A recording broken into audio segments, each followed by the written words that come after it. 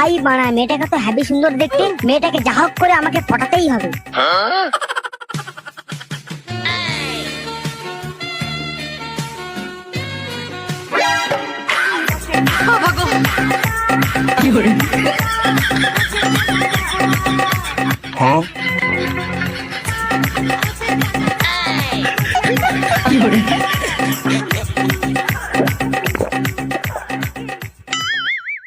আহ কি মিষ্টি জল, অসাধারণ, পুরো তোমার মতো। তোমার হাতে জল খেয়ে মন আমার জুড়িয়ে গেল। বলছি তোমার হোয়াটসঅ্যাপ নাম্বারটা পাওয়া যাবে? রাতে চ্যাট করতাম।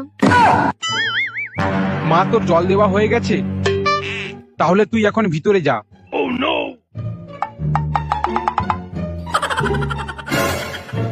এখন এর বাবা আছে, কিছু করা যাবে না, পরে আবার আসতে হবে। কাকু আমি তাহলে এখন চলে যাচ্ছি। হ্যাঁ যা, আবার আসবি, আর তোর বাবাকেও আসতে বলবি, অনেকদিন আমার সঙ্গে দেখা করেনি। এখন কোথায় ছিলে? মন্টু কাকার কাছ থেকে টাকাটা এনেছিস তো? না বাবা, টাকাটা আনতে পারলাম না। কেন রে হারামজাদা, একটা কাজও কি ঠিক মতো করতে পারবি না? বেরিয়ে যা দেখি এক্ষুনি আমার চোখের সামনে থেকে।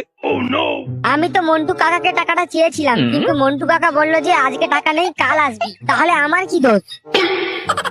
ঠিক আছে, কালকে মনে করে নিয়ে আসিস, আর বলবি যে টাকাটা বাবার খুব দরকার। বাবা তুমি কোনো চিন্তা করো না, কালকেই আমি টাকা নিয়ে আসবো।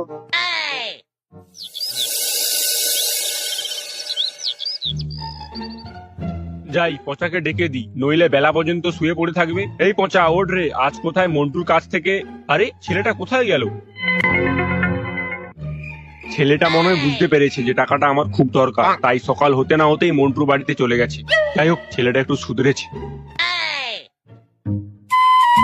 কি রে পচা, আজকে আবার এলি, তাও আবার এত সকাল সকাল? আবার কি তোর মাথা ঘুরে গেল নাকি? আজ তো এখনো ঠিক মতো সূর্যই বেরোয়নি। আরে না না কাকু, মাথা ঘুরায়নি। কাল তোমাদের বাড়িতে আমার একটা আংটি হারিয়ে গেছে, তাই সকাল সকাল চলে এলাম। আংটি? কোনো আংটি তো আমার চোখে পড়েনি।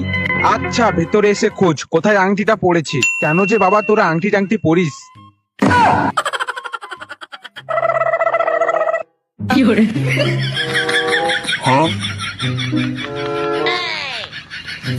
কোনো আংটি টাংটি তো হারায়নি, মেয়েটাকে পটানোর জন্য বাহানা করা, তাও একটু নাটক করি।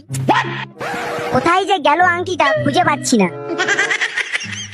কি রে, পেলি আংটিটা? না পেলাম না, খুঁজতে খুঁজতে হাঁপিয়ে পড়েছি। কাকু একটু জল খাবার না? কোথায় রে মা আমার, একটু জলটা গড়িয়ে দিয়ে যা তো।